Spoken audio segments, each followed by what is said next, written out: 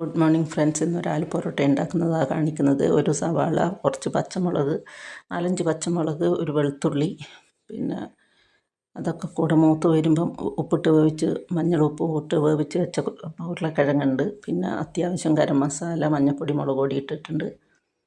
ഉടച്ച് ഉരുളക്കിഴങ്ങെല്ലാം മസാലയിലിട്ട് ഉടച്ച് വെച്ച് അരക്കട്ടോരി മല്ലിയില കൂടെ ഇട്ട് ചേർത്ത് വെച്ചിട്ടുണ്ട്.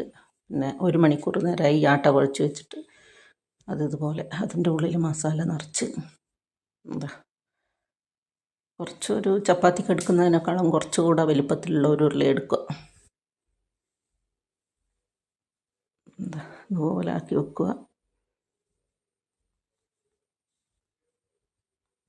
എന്നിട്ട് പതിങ്ങനെ പരത്തുക. സൈഡൊക്കെ ഇങ്ങനെ നന്നായിട്ട് പരത്തുക. നടുവിൽ നല്ലോണം അമർത്തി പരത്തരുത്. പിന്നെ അത് കട്ടിയായി കഴിഞ്ഞാൽ പൊന്തത്തില്ല. പൊന്തിയിട്ടില്ലെങ്കിൽ ഒരു ടേസ്റ്റ് ഉണ്ടാവില്ല കഴിക്കുമ്പോൾ. ഇത് പൊങ്ങി വരും. ഇതിൽ കാണിക്കുമ്പോൾ അത് അത്ര നന്നായിട്ട് പൊങ്ങി വരുന്ന കാണുന്നില്ല, പക്ഷേ നന്നായിട്ട് പൊങ്ങി വരും. അത് പൊങ്ങിയിട്ടുണ്ട്. അത് എന്നാലേ ഒരു ടേസ്റ്റ് ഉണ്ടാവുള്ളൂ. നിങ്ങളിങ്ങനെയാണ് ഉണ്ടാക്കാറ്? കാണുന്നവരൊക്കെ ഒന്ന് സബ് ചെയ്യൂ, ലൈക്ക് ചെയ്യൂ, ഷെയർ ചെയ്യൂ. നല്ല ടേസ്റ്റാണ്. ഇതിൽ നന്നായിട്ട് പച്ചമുളക് ഇട്ടുകൊണ്ട് നല്ലൊരു എരിവും ഒക്കെ ഉണ്ട്. ഇതിൻ്റെ കൂടെ തൈരും അച്ചാറുമാണ് ഉപയോഗിക്കാറ്.